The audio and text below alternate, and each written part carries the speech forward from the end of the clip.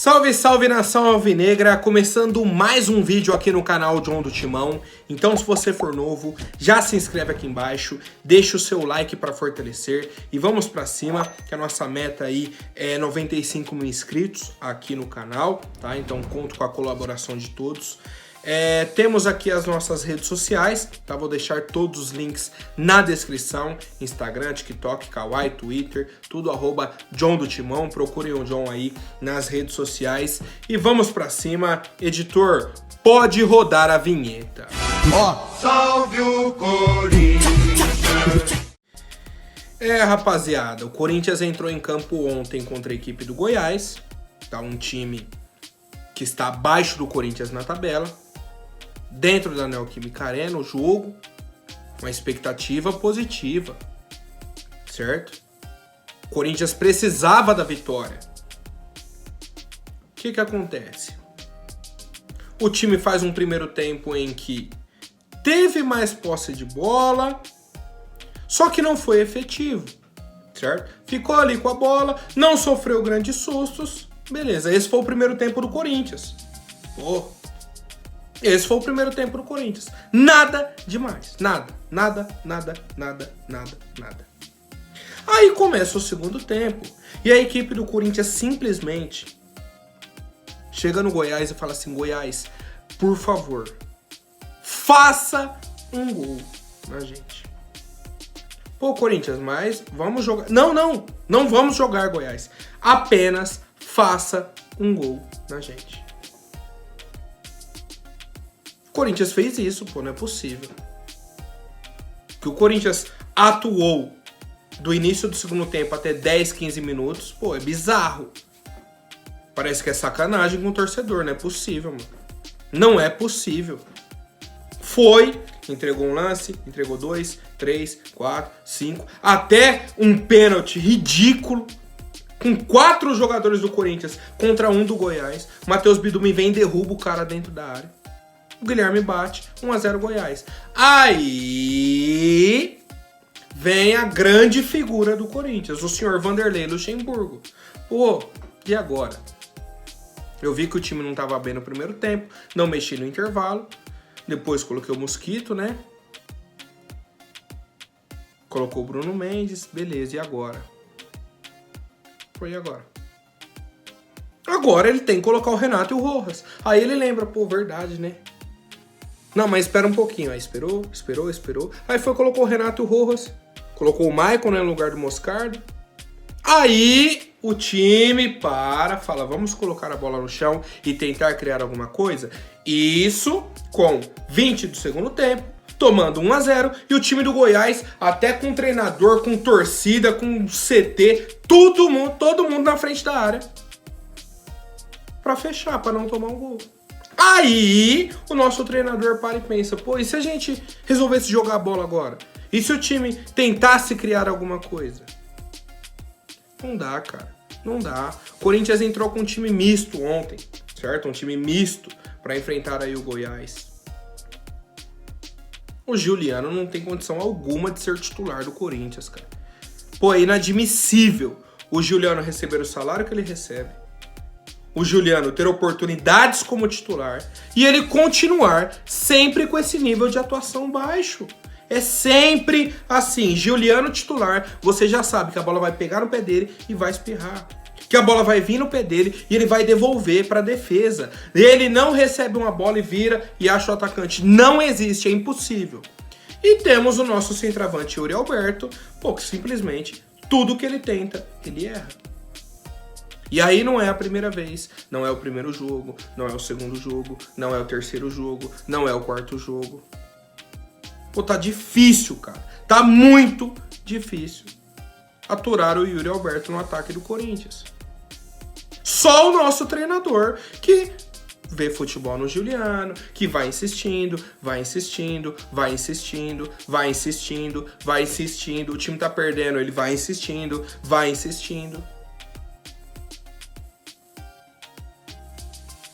Pô, simplesmente foi mais uma atuação vergonhosa do Corinthians, em que a gente consegue um empate, tá? Numa jogada em que o Maicon rouba a bola, acha o Renato devolve no Maicon um gol do Corinthians, tá?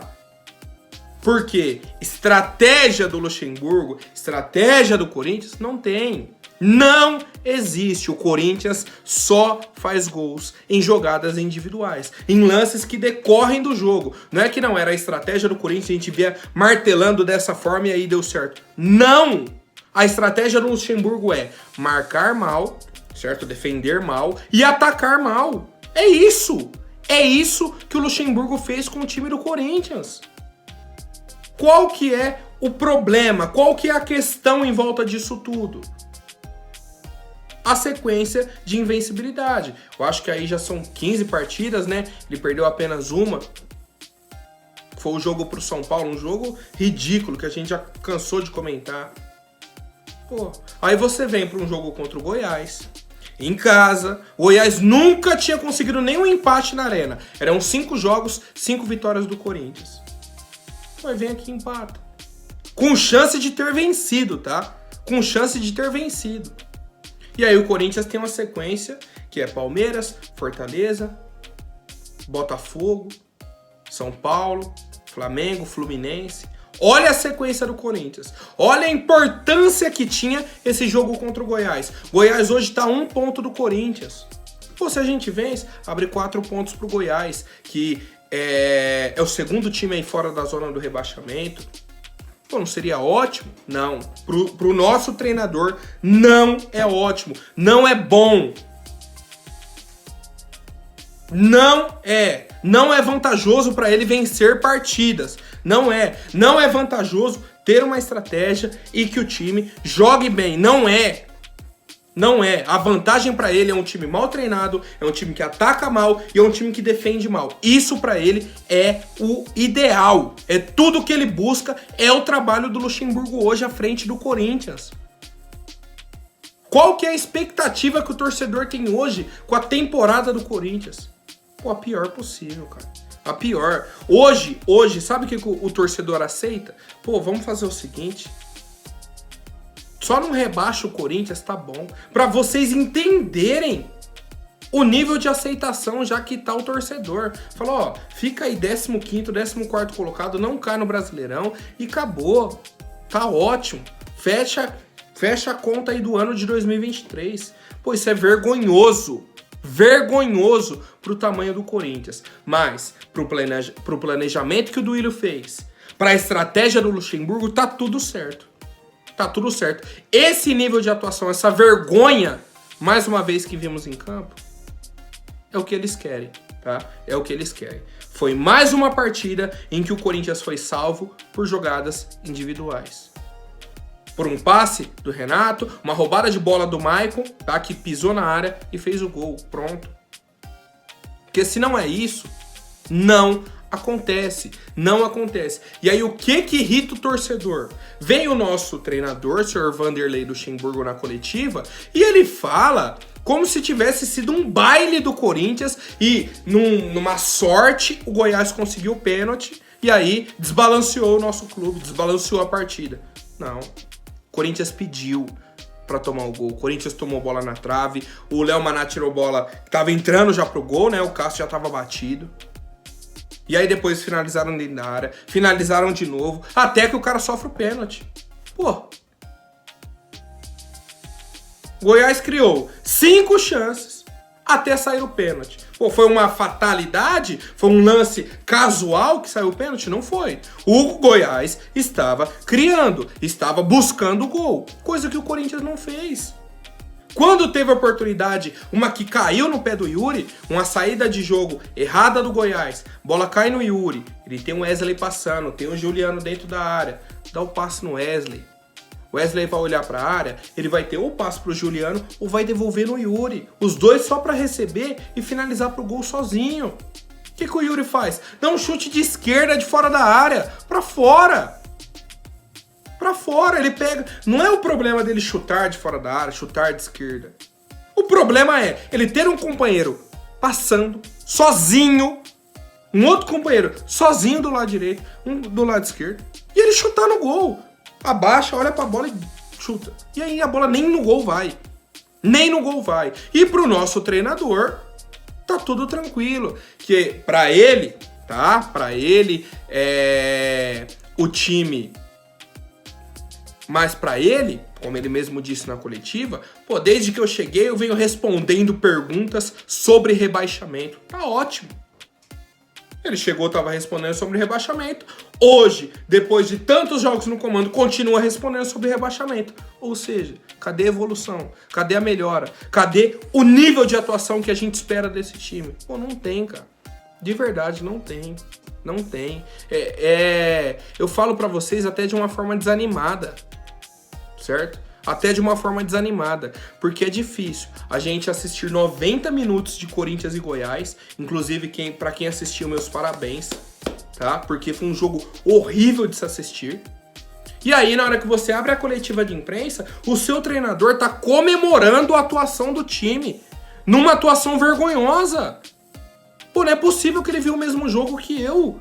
Não é possível que ele não entendeu que o time tá defendendo mal, que o time tá atacando mal, que as mudanças dele não foram efetivas e que o time só conseguiu empate por qualidades individuais, por uma leitura de jogo do Michael e o passe rápido do Renato, a esperteza do Renato.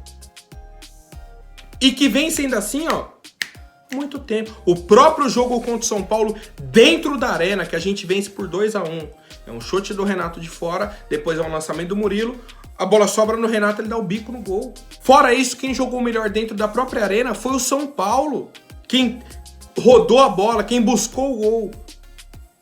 Mas o nosso treinador não admite, ele bate o pé, mas não admite isso. Pra ele, não, porque a nossa atuação tem que ver a sequência e aí de invencibilidade e não sei o que e tal.